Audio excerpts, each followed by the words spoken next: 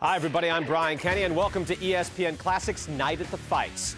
Long before Donald Trump's foray into reality TV, he paid $11 million for the rights to the heavyweight title fight between Mike Tyson and Michael Spinks. Now, this was something of a unification after Spinks had dethroned Larry Holmes, becoming the first light heavyweight champion to win the heavyweight title. He sort of stepped back and watched Mike Tyson clean out the division and take all of the heavyweight belts. Most considered Tyson to be the heavyweight champion, but still believed Tyson wouldn't cement his reign until he had taken on the lineal champ. June 27, 1988, close to 22,000 fans packing the Atlantic City Convention Hall to see the two undefeated heavyweights go at it. At this point, Iron Mike is 34-0, 88% of his fights ending by knockout. The Spinks jinx was devastating, but at 175 pounds.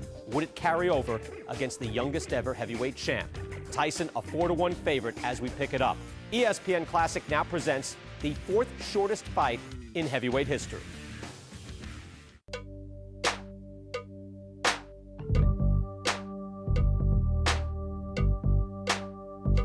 Every heavyweight champion is basically a reflection of their era. Dempsey, the Roaring '20s, reflected in that hell-bent decade what it was all about. We go into the '30s, and the world's a crumble. It's called depression. And what do we get for the first half of the '30s in boxing, up through 1937? It's almost a Send in the Clowns thesis. We have 1 year apiece, almost, as if they came in by calendar and left by calendar. Schmeling, Sharkey.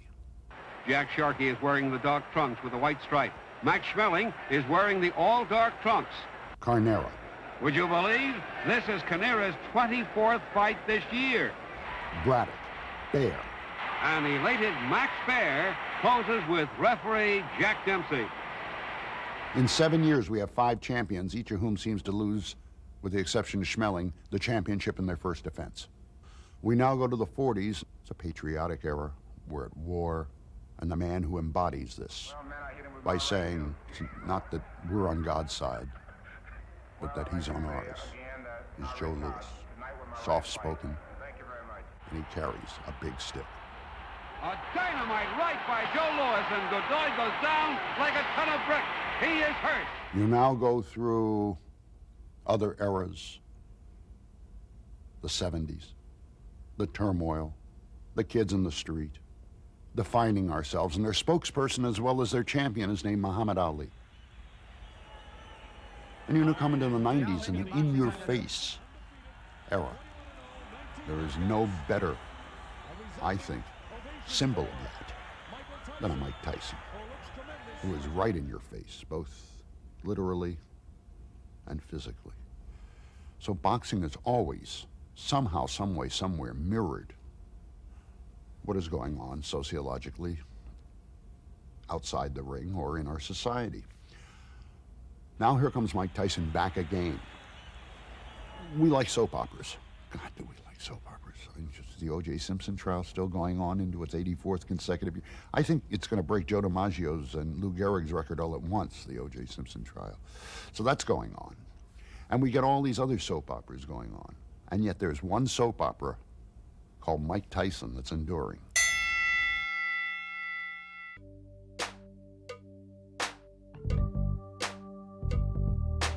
A heavyweight is a heavyweight. He's the strongest man on earth. He's the holder of the most prestigious title, the heavyweight title. And going back to the days of John L. Sullivan, who would walk into a bar and say, I can lick any son of a bitch in the house. They know that this is he, the heavyweight champion. Now, we've been given a smorgasbord of heavyweights, half of whom look like they are poster children for Save the Whales. I mean, I've dated girls that weren't built this well. But Mike Tyson was a throwback to what a heavyweight champion should be.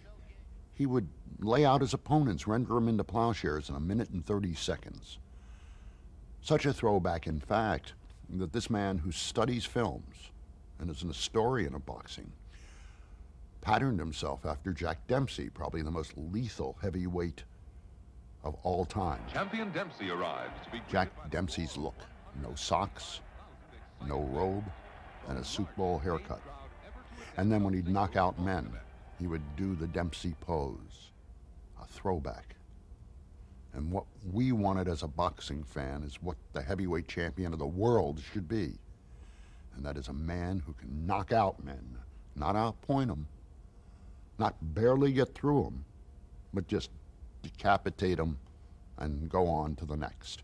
That was Mike Tyson.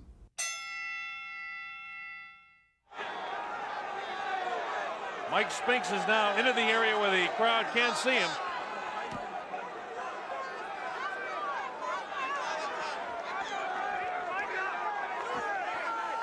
Mike Spinks makes his way as the crowd touches him. He has more of a look of concern on his face as he makes his way to the ring. Remember, this guy is making some $13 million for this appearance. Countries all over the world, Sweden, Norway, Finland, and Scandinavia, England, Ireland, Scotland, Wales, Germany, Italy, Spain, all over Europe watching. I can't count the number of countries in Africa that are watching us. And we're so pleased to have Australia and New Zealand all to see this. Michael Spinks makes his way into the ring. 31-0-0 with 21 knockouts. The former IBF heavyweight champion.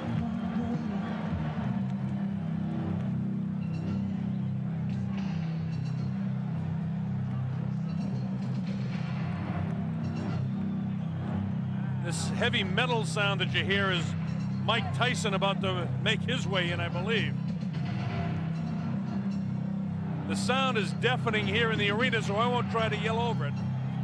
All I can say is the heavyweight champion is about to make his appearance in the ring.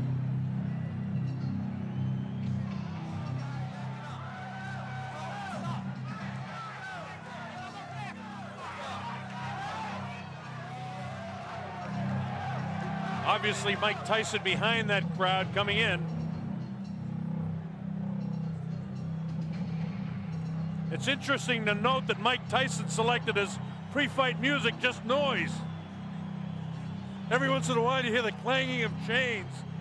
I think that's what he's got in mind to do to Mike Spinks' head, but we'll wait and see. Everything that Tyson does is intimidating. There he is. He comes out. He doesn't wear a coat in. He's worked up a full sweat. I want to tell you, the electricity in this crowd is awesome. I haven't felt like this since it was about 4 o'clock in the morning one morning. We're in a place called Kinshasa, Zaire, when Muhammad Ali came in against George Foreman for the heavyweight championship of the world. That was in 1974. There have been other great sporting events, but I want to tell you, I've got goose pimples on my arms watching this event, and a lot of people in here do. Mike Tyson surrounded by security, his handlers as he comes in. Of course, he'll have Kevin Rooney in his corner. Steve Lott. You know all the history. You've been reading about it for the past several weeks. The heavyweight champion of the world comes into the ring. This is why we're here.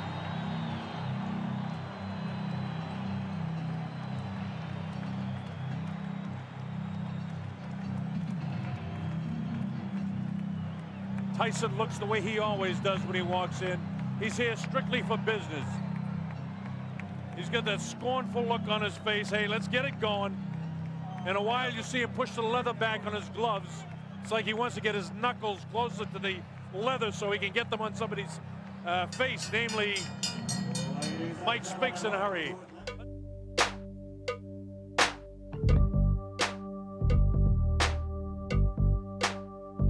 The trick was to get a picture of Tyson at a moment that I think was decisive,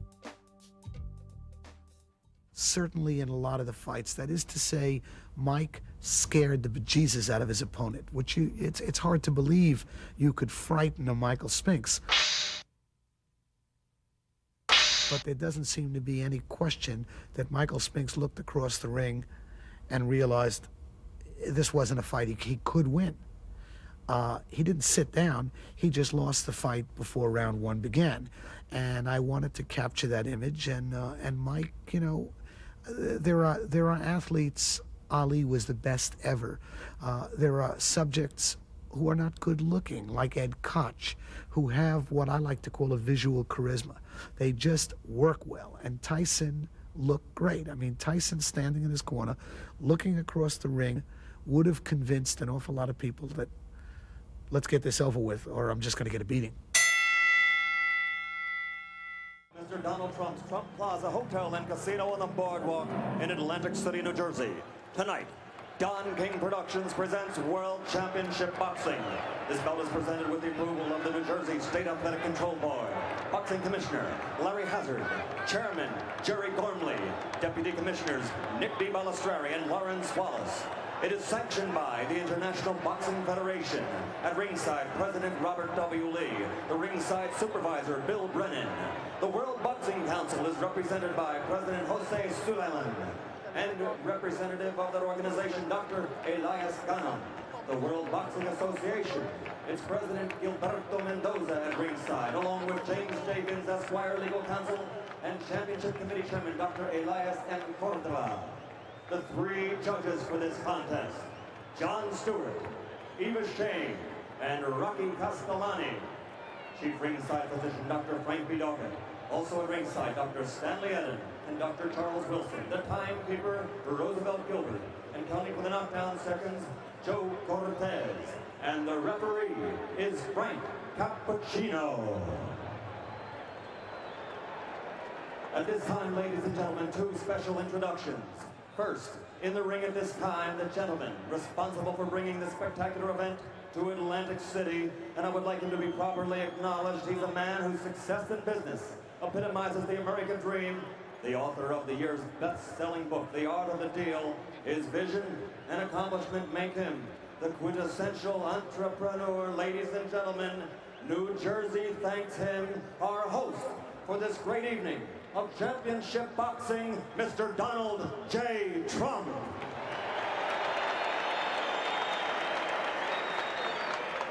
And another gentleman in the ring. In 1960, an Olympic gold medal winner. In 1964, the heavyweight championship. 10 years later, again, the world heavyweight champion. And in 1979, he won it an unprecedented third time.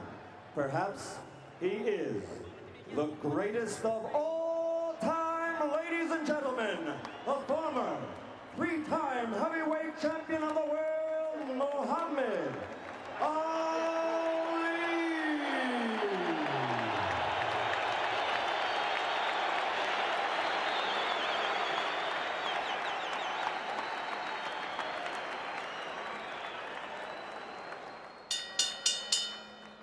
And now, ladies and gentlemen, once and for all, let's get ready to rumble. 12 rounds for the undisputed heavyweight championship of the world.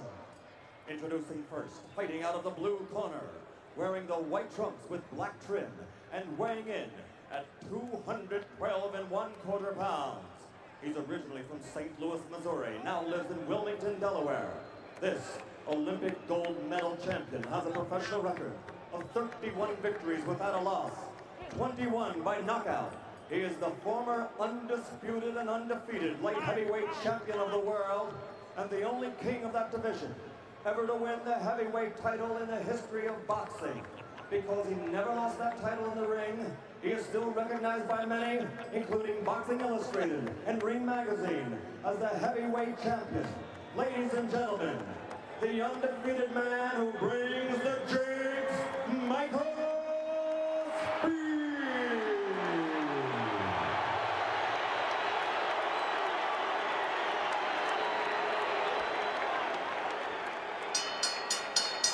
And fighting out of the red corner, wearing the solid black trunks and weighing 218 1/4 pounds, originally from the streets of Brooklyn. He passed through the hometown of the late great trainer of champions, Cus D'Amato, Catskill, New York, and he now lives in North New Jersey. His professional record, 34 consecutive victories with 30 knockouts, including 26 KOs in 5 rounds or less, and 15 in the first round alone. Ladies and gentlemen, presenting the undisputed, heavyweight champion of the world, Iron Mike Tyson!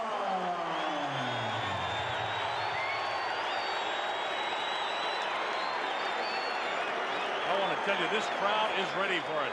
Bob Sheridan here on the Don King Sports and Entertainment Network. As Frank Cappuccino calls him in, let's listen. Both giving their instructions in the dressing room. Are there any questions by either of you? All right, both of you touch gloves. Good luck to both of you. Millions and millions of dollars on the line. Billions of people literally around the world watching this fight. Hope you're enjoying it. Mike Tyson ready to go against Michael Spinks. At stake, the undisputed heavyweight championship of the world. This is a 12-round fight. This is the only guy who many people think have an opportunity to do something against Iron Mike Tyson. Tyson dressed in his black trunks, no socks, no real flashiness to anything but his boxing. Michael Spinks, on the other hand, dressed in his white trunks with the black trim, the white shoes, and we're just about ready to go. The opening bell, let's see what happens. Tyson attacks immediately, cuts off the ring, throws the wild right hand. This is round one, we're just underway. Spinks not able to hold him off so far with a jab. He tries to come back at him, but Tyson walks right through it. Tyson showing no fear, no respect at all here in round one. And Michael Spinks has to hang on for the first time in the fight. Frank Cappuccino has to separate the two. Absolutely no fear and no respect by Tyson for any jabs or anything that Mike Spinks can do. Tyson just looking for the opportunity to land a vicious left hook and then a right hand. While Michael Spinks was successful against Larry Holmes, an aging Larry Holmes, and he was successful against the guy that hadn't fought in a long time in Jerry Cooney, the right hand lands to the head of Mike Spinks. It's Tyson all the way here in round number one. Vicious shots to the body. Nothing really heavy landing yet, but he's taking them. The uppercut. Body shot, down goes Mike Spinks for the first time. The count is up to 4 and 5 and 6 and 7 and 8. That was a body shot that took him down. Here comes Mike Spinks in. He leads with the right hand. Down he goes. I don't think you'll get up from this. Mike Spinks is laying flat on his back. The count is up to 5 and 6 and 7 and 8. He won't be able to do it. It's all over. Mike Tyson has won it. Spinks almost fell back through a dramatic first round knockout for Mike Tyson. Unbelievable strike. It came in the first round. And the timer tells me 1:31 of the first round. One of the fastest knockouts in heavyweight history. It came at 1:31 of the first round. Mike Spinks was knocked cold. It happened right in front of us. I looked.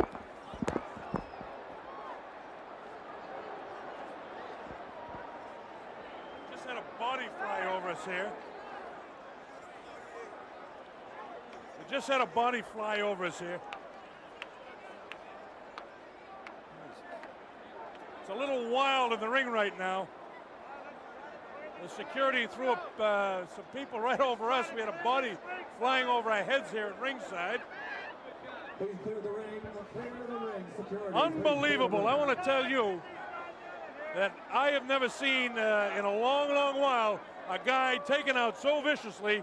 Mike Spinks just did not have a chance against Mike Tyson.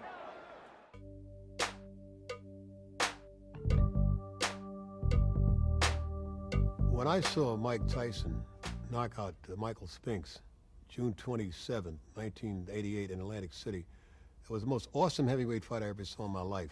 Spinks has keep moving because every shot. Uppercut landed inside. He would have beaten anybody that given night. That's including Joe Louis, Ezra Charles, Jack Dempsey, ad nauseum, all of them. Why do I say this? Because I know so. there's something where you attain heights and you just don't do it again. But that night he reached his peak. Lewis on his best night could not have beaten Mike Tyson that night, June 27th. When the fight was over, Tyson looked down and said, "Write that, I'm the best. Write it, I'm the best." The fight almost, you know, as many people talked about, Michael Spinks would do this, he'd do that, he'd get angles, he'd back up. But what really happened was Michael Tyson just absolutely attacked him. Watch this. He bangs him right back, and you see them counting for the knockdown. A different angle of it. Bang, he nails him with the right hand. It puts him right back, and you see the eyes are wide open right there. And at that stage, I was standing almost right on top of him. Here it is, bang, it's a left hook, and that's all there is to it. That angle shows you exactly what it was. The man couldn't move. Just sprawled right out.